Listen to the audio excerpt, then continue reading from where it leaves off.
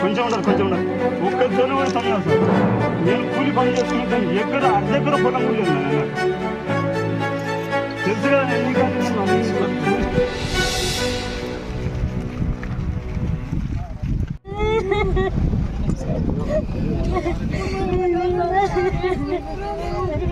చెప్పమ్మ తల్లి, మా పిల్లలు పడండి తల్లి.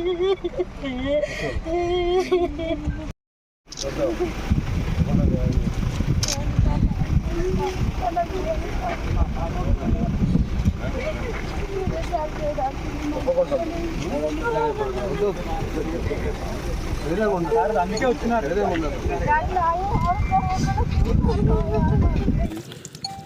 ఆడుకోనికి వచ్చిన అమ్మాయి ఆడుకుంటుంది అనుకున్నాం సార్. మేము ఇట్లా ఆదర్శం అవుతుందని కదా రాలేదు. సాయంత్రం దాకా కూడా రాలేదు. ఇంకా గంటకు వస్తుంది, ఇంకా అర్ధ గంటకు వస్తుంది అనుకున్నాం సార్. ఏమైంది ఇప్పుడు పాప? సార్ సార్లు సమాచారం ప్రకారం సంతీలో వేసినారని చెప్తున్నారు సార్. ఇంకా ఇంతవరకు బయటపడలేదు. ఎవరు చంపినారని? ఎవరు ముగ్గురు అని అంటున్నారు సార్. ఈ ఊరిలోనో? ఈ ఊరిలో. ఏం పేరు వాళ్ళ పేర్లు? తెలియదు సార్, వాళ్ళ పేర్లు తెలియదు. వాళ్ళు చంపారని మీకు ఎలా తెలుస్తుంది? పోలీసులు సమాచారం ఇచ్చారు సార్. ఒక 6-7 దర్యాప్తు బృందాలను ఏర్పాటు చేయడం అయింది. విస్తృతంగా గాలింపు చర్యలన్నీ చేపడుతున్నాము. గాలింపు చర్యలు జరుగుతూ ఉన్నాయి. వివిధ ఆధారాలను కూడా సేకరిస్తూ ఉన్నాం సార్. ఇప్పుడు ముఖ్యంగా ఇది ఏం జరిగే ఇష్యూ అనేది ఏం సార్? ఇంత కావాలని కారణం అది అన్నీ జూవైనల్ కదా, మనం పూర్తిగా బాడీ దొరికిన తర్వాత కానీ ఒక నిర్ధారణకు వచ్చి చెప్పడానికి వీలవుతుంది అన్నమాట. అందరికీ నమస్కారం. ఈరోజు నందికొట్కూరు నియోజకవర్గంలో ఒక చాలా దురదృష్టకరమైనటువంటి సంఘటన జరిగింది. ఈ సంఘటన మన నియోజకవర్గంలో ఎప్పుడు కూడా జరగలేదు. ముఖ్యంగా ఆదివారం నాడు వాసంతి ఇంటి నుంచి బయటకు వచ్చి ఏదో ఆకతాయిగా ఆడుకునే అమ్మాయి కాబట్టి ఊళ్ళో అందరికీ కూడా బాగా పరిచయస్తురాళ్ళు. ఎక్కడికి వెళ్ళినా కానీ మా ఇంటికి వచ్చిపోయింది, ఆర్ఎంపీ డాక్టర్ దగ్గరికి వచ్చిపోయింది, ఆ రోజు అది అని చెప్పేసి అంటున్నారు. తల్లిదండ్రులు ఏదో ఆడుకుంటూ ఉంటుంది అనుకుంటే అమ్మాయి సాయంకాలంకి కనపడకుండా దృశ్యం అయిపోయింది. ఆ రోజు నుంచి కూడా పోలీసు వారికి కంప్లైంట్ చేయడం జరిగింది తల్లిదండ్రులు. దానిపైన పోలీసులు సర్చింగ్ చేస్తూ నిన్న కొన్ని క్లూజెస్ దొరికాయని చెప్పేసి నా నోటీస్కి రావడం కూడా జరిగింది. ఆ క్లూజెస్ ఏంటంటే ఏదో ముగ్గురు అబ్బాయిలు అమ్మాయిని ఏదో ఇది చేసినారని చెప్పేసి ఇక్కడ తెచ్చేసినామని చెప్పేసి పోలీసు వారికి చెప్పడం జరిగింది. పోలీసు వాళ్ళు వెంటనే వచ్చి ఇక్కడ శవాన్ని తీసే కార్యక్రమాన్ని కూడా నిన్న సాయంకాలం నుంచి చేపట్టడం జరిగింది. కార్యక్రమం రాత్రి 2 గంటల వరకు కూడా చేశారు. మళ్ళీ మార్నింగ్ 6 నుంచి కూడా అంత సర్చింగ్ మొదలైంది.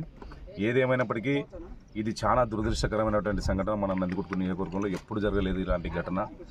ఎందుకంటే ఒక మైనర్ బాలికను ఈ విధంగా చేసి ఇక్కడ తెచ్చి పడేయడం అనేది నాకైతే చాలా బాధ ఉంది. అసలు ఆ మాటలు చెప్పలేనటువంటి ఇదిగా ఉంది. ఏదేమైనప్పటికీ కూడా ఇటువంటి సంఘటనలు పునరావృతం కాకుండా ఇందాకనే నేను హోమ్ మినిస్టర్ గారి దృష్టికి తీసుకెళ్ళడం జరిగింది. వాళ్ళకి పిఏకి తెలియజేయడం జరిగింది. అలాగే ప్రభుత్వం దృష్టికి తీసుకెళ్తా. దీని వెనుక ఎవరున్నా సరే, ఎంతటి వాళ్ళైనా సరే వదిలిపెట్టకుండా శిక్షించేంత వరకు కూడా మా ప్రభుత్వం పనిచేస్తుంది. ఇలాంటి సంఘటనలు మనకు మంచిది కాదు. ఒక ఆడబిడ్డను ఈ విధంగా 9 సంవత్సరాల పాపను ఈ విధంగా చేసినారంటే ఇక్కడ ఏదో జరుగుతుంది అనేది పోలీసు వాళ్ళు కూడా ఎత్తుకులాడేటప్పుడు కూడా కొన్ని ఏదో నిమ్మకాయలు అవి ఇవి దొరికినాయి అనేది ఒక సమాచారం ఉంది. ఎన్ని కోణాలు ఉన్నా కానీ ఇటువంటి సంఘటన జరగడం చాలా బాధాకరం. కాబట్టి తొందరగా బాడీని వెతికి తీసి దీని వెనుక ఎవరెవరు ఉన్నారనేది అందరినీ కూడా ప్రభుత్వం దృష్టికి తీసుకెళ్లి శిక్షించే ప్రయత్నం చేస్తామని చెప్పేసి తెలియజేస్తున్నాం. ఓకేనా? అందరికీ నమస్కారం. ఈరోజు నందికొట్కూరు నియోజకవర్గంలో ఒక చాలా దురదృష్టకరమైనటువంటి సంఘటన జరిగింది. ఈ సంఘటన మన నియోజకవర్గంలో ఎప్పుడు కూడా జరగలేదు. ముఖ్యంగా ఆదివారం నాడు వాసంతి ఇంటి నుంచి బయటకు వచ్చి ఏదో ఆకతాయిగా ఆడుకునే అమ్మాయి కాబట్టి ఊళ్ళో అందరికీ కూడా బాగా పరిచయస్తురాళ్ళు.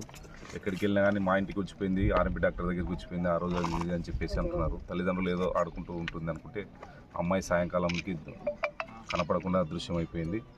ఆ రోజు నుంచి కూడా పోలీసు వారికి కంప్లైంట్ చేయడం జరిగింది తల్లిదండ్రులు. దానిపైన పోలీసులు సర్చింగ్ చేస్తూ నిన్న కొన్ని క్లూజెస్ దొరికాయని చెప్పేసి నా నోటీస్కి రావడం కూడా జరిగింది.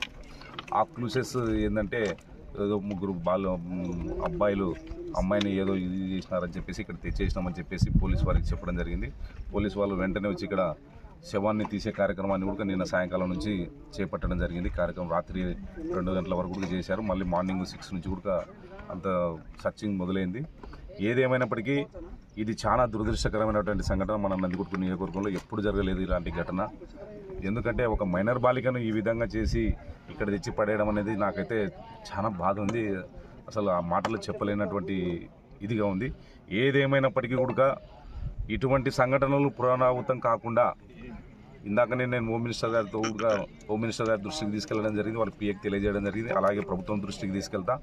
దీని వెనుక ఎవరున్నా సరే, ఎంతటి వాళ్ళైనా సరే వదిలిపెట్టకుండా శిక్షించేంత వరకు కూడా మా ప్రభుత్వం పనిచేస్తుంది. ఇలాంటి సంఘటనలు మనకు మంచిది కాదు. ఒక ఆడబిడ్డను ఈ విధంగా 9 సంవత్సరాల పాపను ఈ విధంగా చేసినారంటే ఇక్కడ ఏదో జరుగుతుంది అనేది పోలీసు వాళ్ళు కూడా ఎత్తుకులాడేటప్పుడు కూడా కొన్ని ఏదో నిమ్మకాయలు అవి ఇవి దొరికినాయి అనేది ఒక సమాచారం ఉంది.